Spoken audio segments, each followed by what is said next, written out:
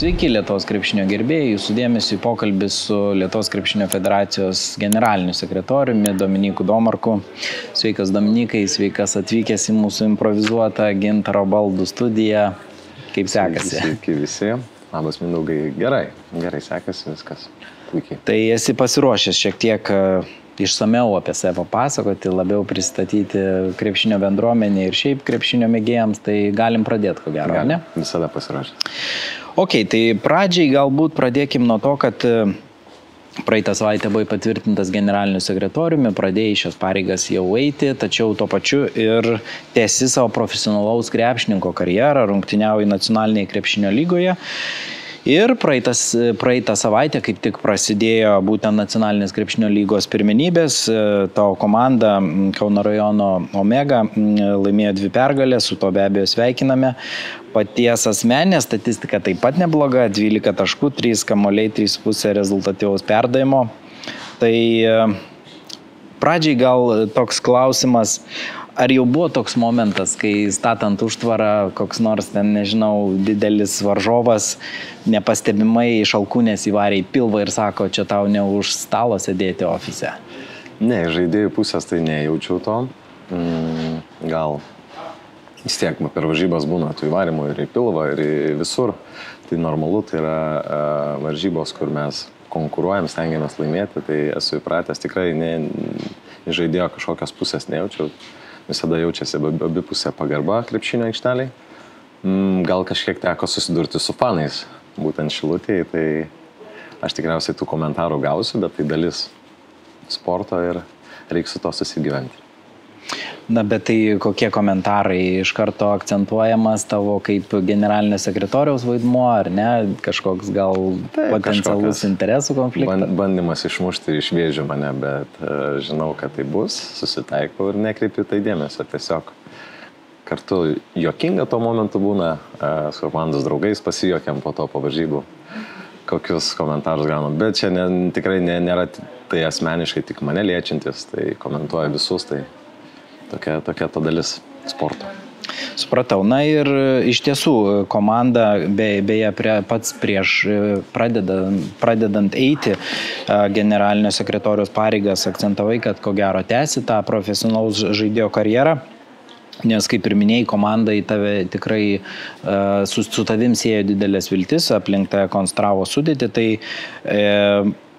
kokie tikslai keliami šį sezoną būtent tavo komandai? Tikslai kažkaip nėra keliami iš karto prieš sezoną, mes visi suprantam, kam susirinkom. Tikrai visi supranta, kokią sudėtį surinkta, tai nebuvo pasakyti, kad kažkokie tikslai tą ir tą vietą užimti, bet visi tyliai suprantame. Aš irgi kažkaip mėgstu ne žodžiais, o darbais tai rodyti ir mes tiesiog einam kiekvienas laimėti. Užsibrėžėm tikslą nepralošti šiais metais, šį sezoną. Pažiūrėsim, kiek seksis įgyvendinti mūsų tikslą.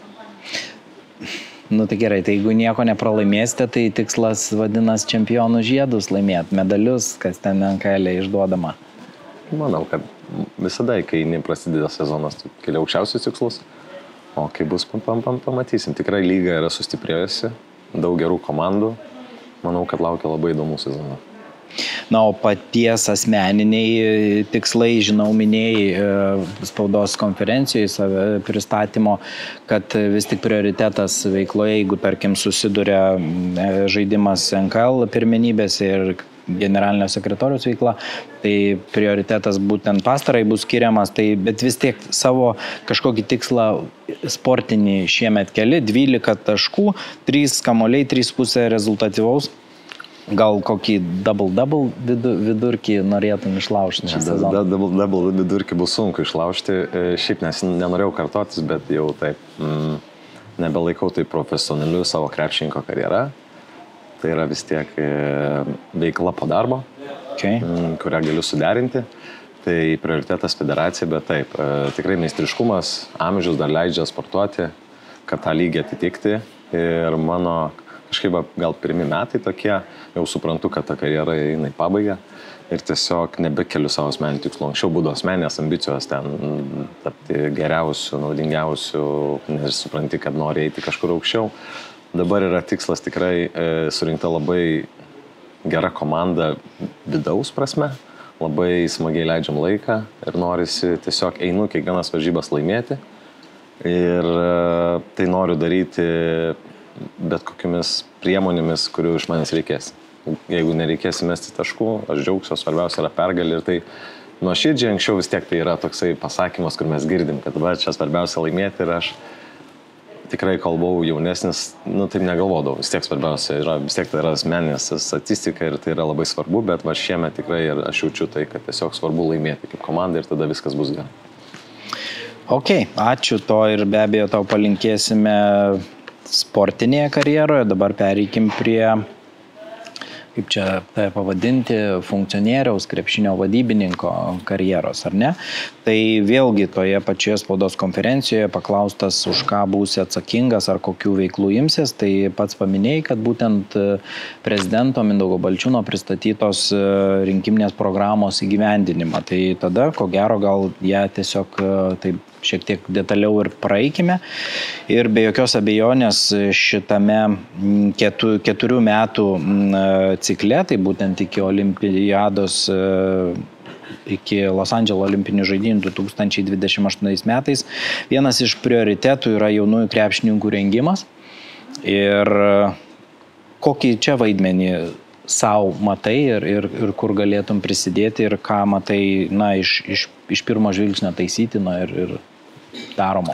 Tai manau, kad čia vienas iš didžiausių prioritetų, kaip ir Mindaugas Balčiūnas sakė, dabar buvo praeitą kadenciją statyti formą, dabar eina į turinį, į gylį, tai tikrai yra pristatytos programų būdai, kaip tai pasiekti. Manau, kad apkalbėsim toliau kiekvieną tą dalyką, tai šiuo metu vis tiek esu buvęs krepšininkas, žinau, kaip svarbu, kokios yra problemos, žinau, kaip svarbu tas meistriškumas, tai tikrai didelį dėmesį skirsim jaunų žaidėjų meistriškumui, tiek individualaus įgūdžių meistriškumo krepšinio prasme, tiek fizinių galimybių prasme. Tai pristatyta ir programa, tai duombazė, kur kaupsime duomenis, taip pat yra trenerių motyvacijos klausimas, kuris apima ir žaidėjų meistriškumą, nes kuo labiau yra treneris motyvuotas, kuo jis turi didesnę kompetenciją, to yra geriau žaidėjam asmeniškai. Tai tikrai yra pristatytos tie būdai, kuriuos įgyvendinsim ir tikiuosi, kad jie atsilieps galiausiai ir rezultatuose tiek jaunimo rinktinių, tiek vyrų rinktinių. Na gerai, paminėjai būtent tą tikrai tiek ir prezidento gana plačiai pristatytą jaunųjų krepšininkų testavimo projektą, tai būtent Hoop Boost platformos pagalba, kuomet užsibrėžtas tikslas visas Lietuvos krepšinio mokyklas ištestuoti ir pagal tai galbūt spręsti pagal fizinį pasirengimą, techninį pasirengimą ir pagal tai galbūt adaptuoti krepšininkų ruošimą. Tai kaip ir pats minėjai, esi vis dar krepšininkas ir praėjai tą kelią, tai kiek svarbu yra, tarkim, jauno krepšininko testavimas ir dar daugiau tų rezultatų lyginimas su jau aukšto meistriškumo krepšininkų rezultatais ir panašiai. Tai noriu pradėti, kad jau mes kaip federacija sukūrėm tas grupės žmonių, kurios tos testavimus darys, jos apmokinėjom ir greitų metų pradės tos grupės važinėti po mokyklas ir rinkti duomenis. Tai tikrai labai naudingas dalykas, mano nuomonė, jog testavimai privalo būti ir tikriausiai didžiosios sporto mokyklos jaunimo tai daro, nes labai svarbu matyti žaidėjo tobulėjimą. Ir tie testavimai, matant tobulėjimą, tu gali suprasti, kur trūksta ko, kur reikia dirbti labiau. Aš labai tikiu šią programą, manau, kad ypač regionuose, kur gal nėra toks didelis dėmesys skirtas tam, tai bus duombazė, kur kiekvienas ir treneris, ir žaidėjas, ir tėvai galės matyti, kaip jisai tobulėja ir gal kur reiktų labiau padirbėti. Tai bet kokiu atveju krepšinį, mano nuomonė, fiziškumas ir meistriškumas krepšinio prasme yra tolygus. Tu gali būti be galo talentingas, bet jeigu tavo fiziškumas netitiks to metu esamo lygio, tai tiesiog tu negalėsi žaisti krepšinį, nes vis tiek krepšinis yra sportas, tai yra fizinis dalykas, kurio standartus tu turi atitikti. Tai va, tai einant iš kiekvienos lygos prisideda fiziškumas plus meistriškumas. Tai yra kartu koleriuojantis dalykai ir labai svarbu abu dalykus kartu gerinti, siekiant to progreso žaidėjo. Iš tiesų, aš irgi, kada įsigilinau į šios programos platformos siūlomus privalumus, tai Man labai patiko tai, kad, tarkim, ištestuojam tavo, nežinau, šuolį, greitį ar ten techninius elementus, kiek įmesi ten metimų per 30 sekundžių ir panašiai. Ir tada, kada visą tai suvedi į platformą, joje iš karto tau, tarkim, yra 18 metų ir tada tavo duomenys pateikia kitų 18-mečių kontekste ir dar daugiau, tai yra tų, kurie jau pateko pateko į aukštąjį meistriškumą ir tada tu gali matyti, kur aš randuosi, ar aš esu toj trajektorijoje į aukščiausią lygį, ar man kažko trūksta. Ir jeigu kažko trūksta, tai programa iškart parodo, kad šuolio trūksta, greičio ar techninių elementų, baudų nepataika ir taip toliau. Tai tas man, atrodo, tikrai įneša to tokio konkurencijos. Matys savimotyvacijos. Savimotyvacijos. Aš irgi manau, kad matydamas kitų rezultatus, tu matai ir tu save motyvuoji. Aha, ten vienas iš testavimo programos dalykų bus ten 30 baudų. Taip. Sumeti 30 baudų, matai, kad įmeti 19. Matai, kad šalia kažkur geresnis įmeti 28. Eini, treniruojasi, norėdamas pasiekti tą rezultatą. Tai aš manau, kad ta savimotyvacija vienas iš svarbiausių dalykų šito testavimo. Taip. Ir iš tikrųjų objektyvus vertinimas, nes kaip minėjai, gal periferijoje ten, nežinau, krepšininkas galvoja, kad jis labai labai geras, nes aplinkui jis ten visus nugali ir taip toliau. Objektyvi nuomonė yra testas. Jisai parodys, kiek tu esi kietas bendram kontekste. Taip, esamos realybės. Supratimas. Tam tikra, Tai iš tikrųjų, tai šita sistema, jinai netrukus, kaip ir minėjai, pradės veikti ir tai prisidės prie būtent galimybės vertinti žaidėjus ir dar daugiau žiūrėti, kokia linkme reikia jos tobulinti ir ten, tarkim, kažkiek tai patarimai treneriam ir panašiai. Eikime prie jaunimo rinktinių, kas natūralu ir yra tikslas ruošti jaunosius krepšininkus, būtent Lietuvos jaunimo rinktinėms. Tai kokių matytum pakeitimų gali reikėti iš tavo, kaip sakyt, požiūrio, nes ši vasara ir praeitą vasarą tikrai buvo nesėkmingos Lietuvos jaunimo rinktinėms, tiek merginų, tiek vaikinų. Kokių čia matytum, nežinau, pasiūlymų pradžiai, ką reikėtų galbūt tobulinti ar keisti, kad tie medaliai grįžtų? Visų pirma, realiai vertinant situaciją, tai tikrai vasara gal medalių prasme buvo ne tokia, kokios tikėjomės, bet žaidimas rinktinių ir matant, kurioj stadijoje mes suklubdavom, tai mes buvom labai arti to siekiamo tikslo. Tai susideda daug tikriausiai dalykų, bet aš žiūriu pozityviai, aš manau, kad tikrai auga neblogas, geras jaunimas ir manau, kad rezultatai grįž. Aišku, yra dalykų, kaip psichologiniai, pavyzdžiui, dalykai. Ką reiškia ketvirtfinalis, tai yra svarbiausia psichologinė įtampa. Tai manau, kad tikrai stengsime rasti būdų, kaip tvirtinti žaidėjų psichologiją. Tada pasiruošimo etapai, mano nuomonė, turi būti. Jau praeitą kadenciją prailgino pasiruošimus čempionatams etapus, kas yra labai svarbu jaunai žaidėjui. Aš manau, kad susiburti komandą, plus vasarą sportuoti, kuo ilgiau siekiant čempionato ruošintis, tai yra pridėtinė vertė žaidėjui. Ir galiausiai tos pačios, kaip ir sakėm, tos programos pridėjimai, tai matys visi, kartu sportuos ir aš manau, kad esam kaip rinktinė, jaunimo rinktinės esam geram kely, jaunimas auga, MKL'as pristatė rekordinius skaičius, tai reiškia, kad tikrai masiškumas yra ir aš to labai džiaugiuosi ir aš manau, kad tikrai grįšim į tą rezultatą, kurio siekiame. Dėl trenerių skirimo, šiuo metu irgi yra taikoma praktika, kad būtent to amžiaus rinktiniai vadovauja, to amžiaus čempionatą, vietinį čempionatą laimėjusios komandos treneris arba trenerė. Tai paprastai yra tokia praktika ir ar tu jai pritartum ir ji toliau tokia turėtų išlikti? Čia klausimas iš dalies gal visai krepšinio bendruomeniai ir būtent moksleivių krepšinio lygai, kaip reikėtų daryti. Aš manau, yra pliusų ir yra minusų. Tai yra pavyzdžiai kaip Kazys Maskvytis, kuris užaugo su būtent mano kartos 92 metų rinktinė ir taip, žaidėjai, trenerius turime motyvuoti tokių dalykų, tačiau aš manau, kiekvieną situaciją reikia vertinti individualiai. Aš manau, kad ir pavyzdžiui, ta praktika buvo, kai pastato LKL trenerį. Jeigu matai individualų situaciją, jog treneris yra jaunesnis Ar matai, jog yra labai patyręs treneris, kuris gali, ateidamas į jaunimo rinktinę, atnešti motivacijos tiek patiem treneriam pabūti šalia.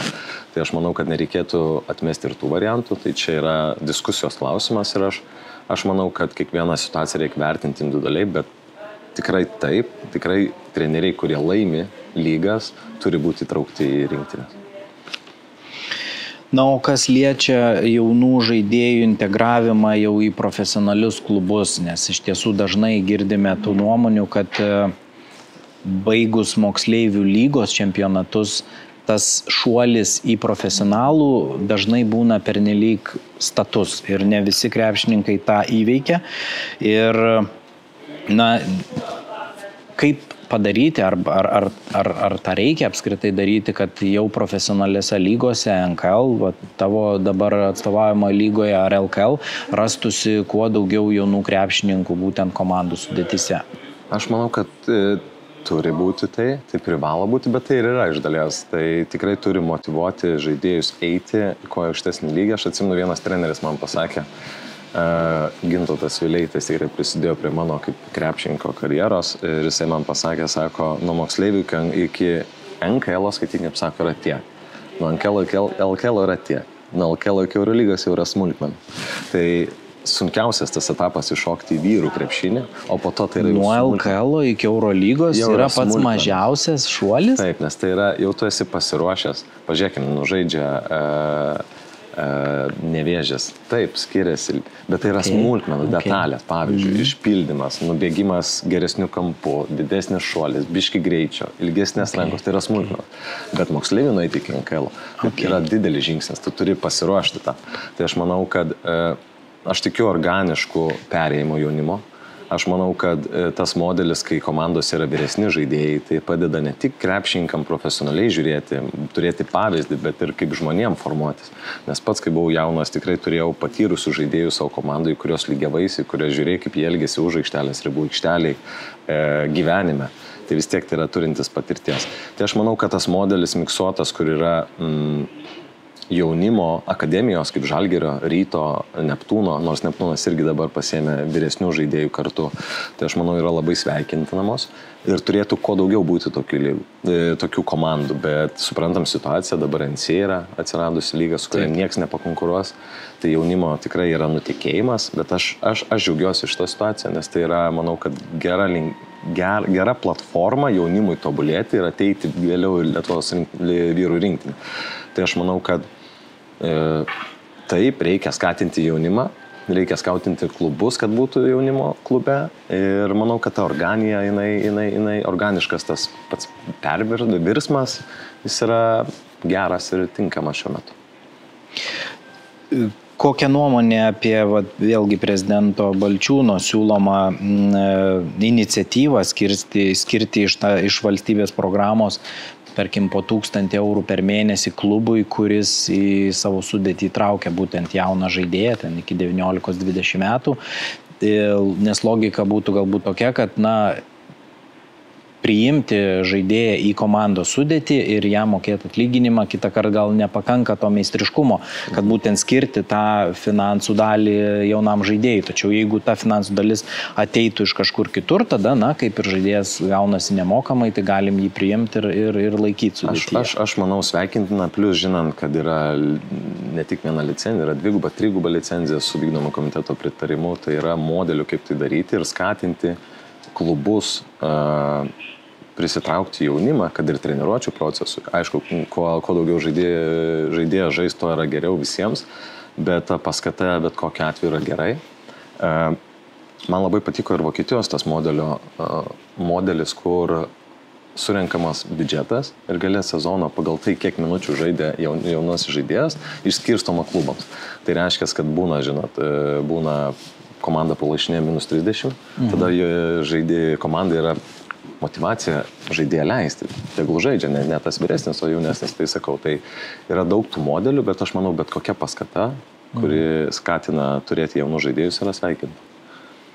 Bet kiek svarbu, prisimink iš savo kelio, kada jau išaugi moksleivių lygos amžių ir kiek svarbu pradėti jau žaisti vyrų varžybose, tebūne regionų lyga, nacionalinė lyga, bet kiek svarbu tai jau, kiek galima anksčiau pradėti? Tai yra svarbu, nes tu supranti pirmas dalykas, netreniruočių procese dalyvauti, tu supranti fiziškumą, tu supranti, ko tau trūksta, tu iškart supranti realybę, kur tu esi. Ir yra žaidėjai, kai tu pamatai, kur tu dirbti ir tu motyvuoji save ir dirbi. Tai aš manau, kad kiekvienas žaidėjas nuėjęs treniruotis ir sportuoti su vyrai, žaisti, jisai supranta, pamato, kiek trūksta ir jis taip tobulėja. Bet čia visada klausimas yra, ar geriau treniruotis tik tai aukštesniam lygiai ar žaisti žemesniam. Tai aš manau, nėra vieno atsakymo, yra daug pavyzdžių, kurie treniravosi ir išaugo, yra daug pavyzdžių, kurie žaidė ir išaugo. Aš manau, kad bet kokiu atveju, aišku, žaidimo laikas yra labai svarbus aikštelėje, vis tiek treniruotėse tu negali netitinka varžybų, to dinamiškumo, intensyvumo, visų kitų dalykų, bet aš manau, kad labai individualu ir tiesiog pajausti, pabūti komandai, tai kuo anksčiau to geriau. Aišku, nesusiformavęs žaidėjas fiziškai negali eiti į vyrų komandą, nes tiesiog jisai gali pasipilti traumos. Tai viskas yra, kaip sakiau, organiškai turėti. Nes aš ir norėjau paklausti, to nebūna taip, kad ateini iš moksleivių lygos į jau vyrų komandą ir supranti, kad wow, čia yra ne mano lygis ir baigiu karjerą. Tai yra tokia rizika. Aš jo, bet aš manau, kad jeigu taip žaidėjas pagalvoja, tai jam reiškia, reikia baigti karjerą. Okay. Jeigu tu išsigąsti ir pagalvoji, kad aš jau nenoriu ir ne, tai tada nieko nebus. Tai yra savimotyvacija ir noras, tik norintis žaidėjas ir gali kažką pasiekti. Gerai, eime prie trenerių rengimo. Vėlgi pasigirsta kalbų, ar verta samdyti Lietuvos rinktiniai užsienietį trenerį ir taip toliau. Ar apskritai turime Lietuvos krepšinio trenerių rengimo krizę, ar apskritai trenerių krizę. Kokia tavo nuomonė? Lietuvos krepšinio treneriai ir jų, nežinau, kompetencija. Aš tai žinau. Kaip ją vertini? Aš tai matau vieną dalyką, kur savam kieme pranašu nebūsi biški situacija. Tai šiaip Lietuvos treneriai yra vertinami visoje Europoje, kiek pažaidžia užsienį, tai Lietuva, Lietuvos krepšinis, Lietuvos mokykla, tai yra turinti didelę pagarbą Europoje ir pasaulyje. Bet mes kažkaip mėgstam daryti krizės, matyti kažkokias. Aš manau, kad tikrai turim trenerių, turim daug mylinčių tą darbą trenerių ir kartais nereikia tiek žvalgytis iš šono, susikoncentruoti tai, ką turime, nes tikrai turim gerą produktą. Taip, reikia kiekvieno kompetenciją didinti, tai čia yra normalus procesas ir kaip ir žaidėjim, taip ir treneriam reikia siekti ko daugiau, bet sakau, aš matau tų trenerių atsidavusių, norinčių ir aš labai džiaugiuosi ir aš manau, kad Lietuvų treneriai niekada nedings, jie visada bus elite ir mes turim tų trenerių. Tai aš nesakau, jog nereikėtų niekada užsieniečių. Taip, kiekvieną situaciją reikia vertinti individualiai, bet šiuo metu manau, kad yra pakankamai ir lietuvių trenerių, kurie galėtų treniruoti mūsų. Ar teko dalyvauti pastaruosius, nežinau, keletą metų Lietuvos krepšinio trenerių asociacijos rengiamuose seminaruose, paprastai vasaros metu, tai būna kelių dienų renginys ir jame savo patirtim dalinasi įvairiausi treneriai iš užsienio, tai ar teko? Pastaruoju metu neteko. Man teko dalyvauti keliuose ir aš asmeniškai, kas man krito į akis, tai tikrai dalyvių nebuvo daug. Kas galėtų motyvuoti krepšinio trenerius domėtis seminarais, juose dalyvauti, semtis tos patirties ir būtent tokiu būdu kelti savo kompetenciją? Iš tikrųjų, čia gal klausimas daugiau būtų treneriam. Iš tikrųjų, labai įdomu sužinoti, kodėl nedalyvavo. Aš kaip sakiau, jeigu treneris nenori kelti savo kompetencijos, tai tu jo nepriversi. Ir aš manau, kad tie priverstiniai dalykai, kaip ten privalomi dalykai, jeigu tu nenorėsi praleisti, tiesiog ateisi laiką išklausyti ir išgirsi, neišgirsi, išeisi ir nepasimsi, tai kam to reikia. Aš manau, kad taip, motyvacija turi būti tame, jog turi ateiti geriausi treneriai, vestis tokius seminarus. Užsienio praktikos, užsienio treneriai, kurie gali dalintis, kurie galėtų pakelti tos Lietuvos trenerių kompetenciją. Ir manau, tai pagrindiniai dalykai, o sakau, noro klausimas, tai čia yra to, ko neišspręsti, čia kiekvieno individualus dalykas. Tai aš manau, kad reikia privalomai kelti kompetenciją, bet iš tikrųjų nesu tiek įsigilinęs į trenerių paruošimą, kad galėčiau dabar sakyti tai tokias rimtas problemas.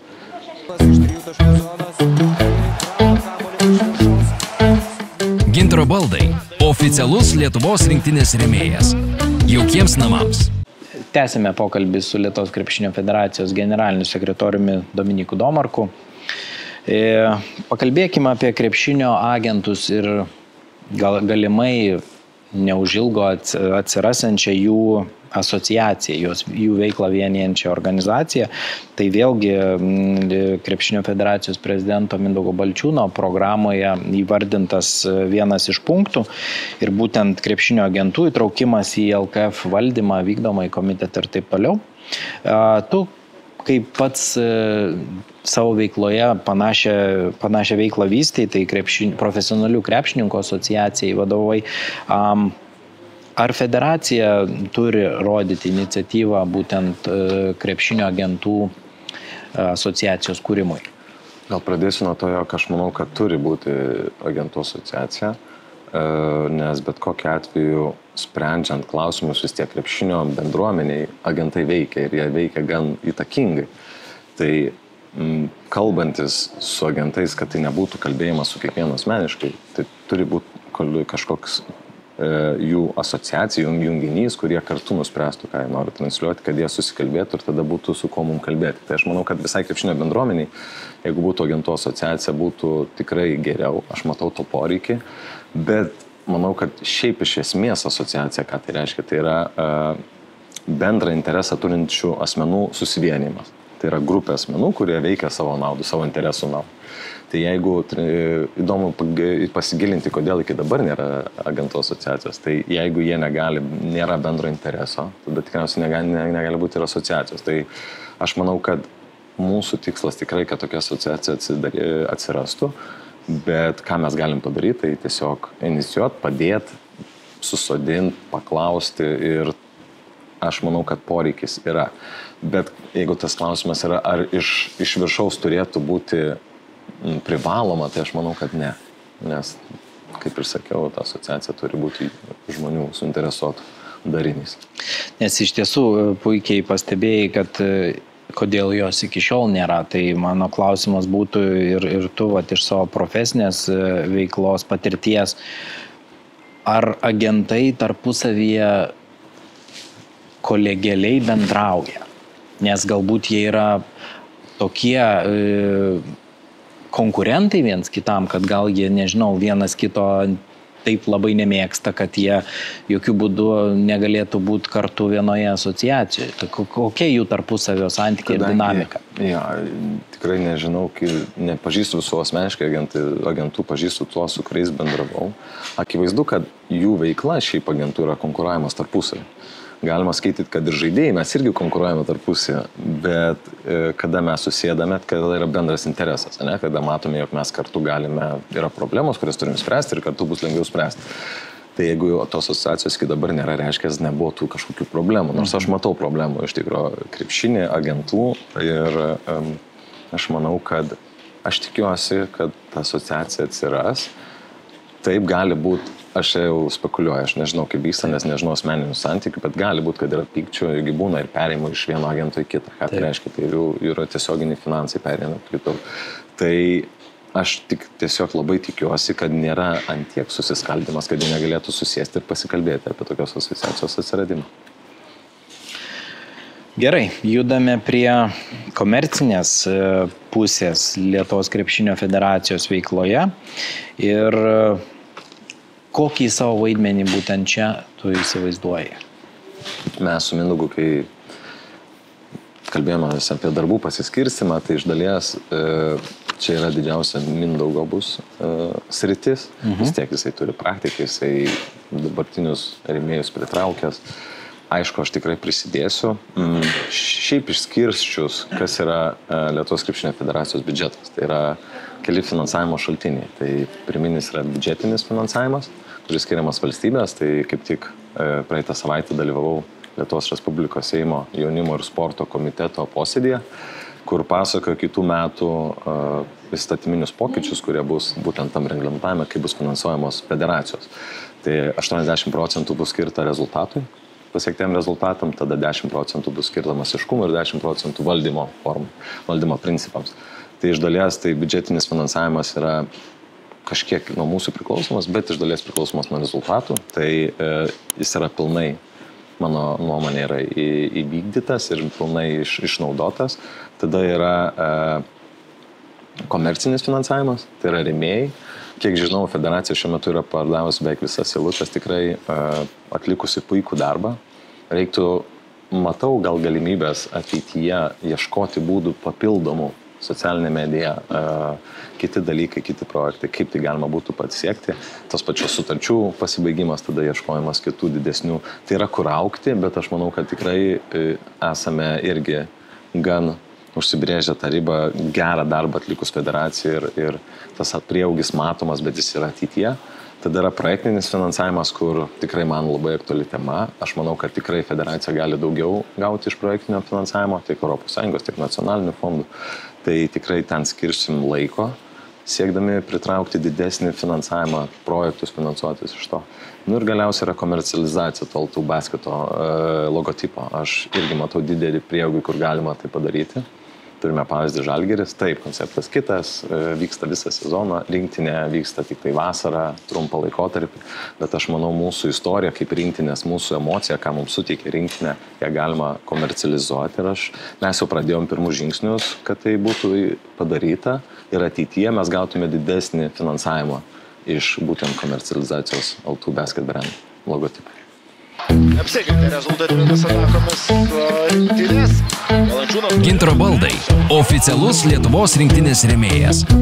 Jaukiems namams. Na ir pabaigai, nežinau ar atsimeni, bet Lietuvos krepšinio federacija turėjo tokią tradiciją per krepšinio gimtadienį, tai yra balandžio 23 dieną, organizuoti tokį draugišką krepšinio turnyrą, kuriame susitikdavo 4 komandos. Lietuvos krepšinio federacijos administracija, rėmėjai, politikai ir žiniasklaida. 4 komandos, 2 pusfinaliai, finalas dėl 3 vietos būdavo tikrai labai gražus toks Final Four formato turnyrėlis. Ir tikrai džiugu, kad jeigu mes vėl šią tradiciją sugrąžinsim, tai džiaugiuosi, kad administracijos komandai vėl turėsim stiprių krepšininkų.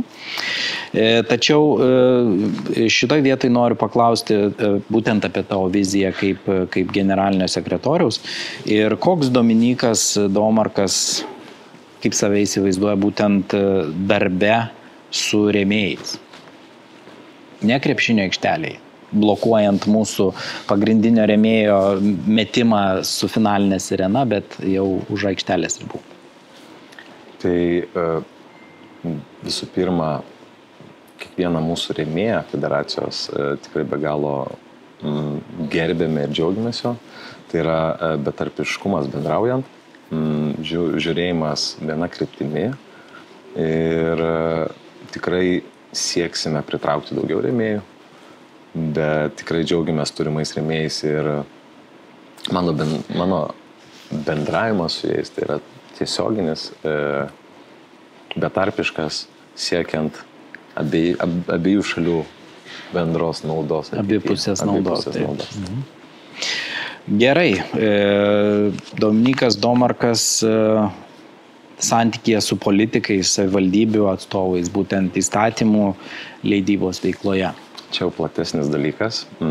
Iš tikrųjų, viena iš mūsų programos yra trenerių reglamentavimo pokytis, siekiant į trenerių didesnės motivacijos, ypač biudžetinėse įstaigose. Tai jau šiandien kaip tik turėjau susitikimą pirmą. Šią linkme tikrai matome pokytį įstatymų lygmenių, kas galėtų atnešti naudą treneriui, ypač regione, gauti solidžią algą, atlyginimą, pakeitus kelias įstatymo eilutės, kad išlaikyti tos trenerius, nes tikrai yra poreikis tam. Tai